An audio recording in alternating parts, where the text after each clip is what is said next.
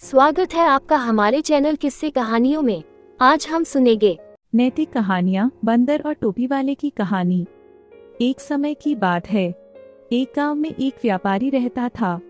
वह अपना पेट भरने के लिए गांव-गांव जाकर टोपियां बेचा करता था। वह रोज सुबह एक बड़ी सी टोकरी में टोपियां लेकर निकलता था। उन्हें बेचकर वह शाम तक अपने घर वापस आ जाता था। एक सुबह वह अपनी टोकरी में रंग बिरंगी टोपियां लेकर निकला। एक गांव में टोपियां बेचने के बाद वह दूसरे गांव की ओर जा रहा था। चलते चलते वह बहुत थक गया था। उस रास्ते से गुजरते समय एक जंगल भी पड़ता था। जंगल में उसे एक बरगद का पेड़ दिखाई दिया। उसने सोचा क्यों न पेड़ के नीचे बैठकर आराम कर लिया जाए। व्यापारी बहुत थका हुआ था। उसने टोपियों से भरी टोकरी को नीचे रख दिया। फिर सिर से टोपी को उतारकर नीचे रखा और गले से गमछे को उतारकर जमीन पर बिछा दिया और उस पर लेट गया। उसके बाद व्यापारी गहरी नींद में सो गया। जिस पेड़ के नीचे व्यापारी सो रहा था, उसी पेड़ पर बहुत सारे बंदर रहते थे। व्यापारी के सोते ही बंदरों ने उसकी टोकरी पर हमला बोल दिया।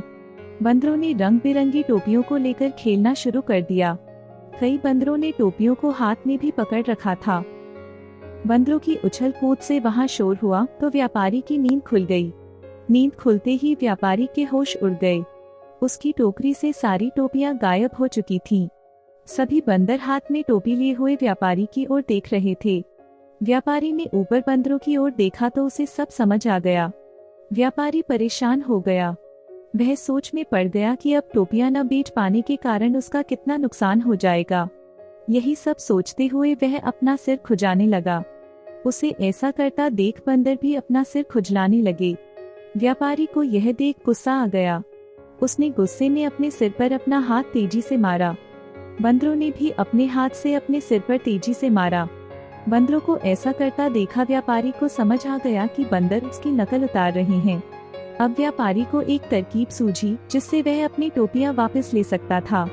अब उसने जिस टोपी को सोते वक्त सिर के नीचे रखा था, उसको सिर पर पहन लिया।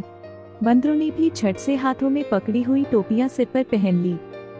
अब व्यापारी ने सिर पर पहनी टोपी को जमीन पर फेंक दिया।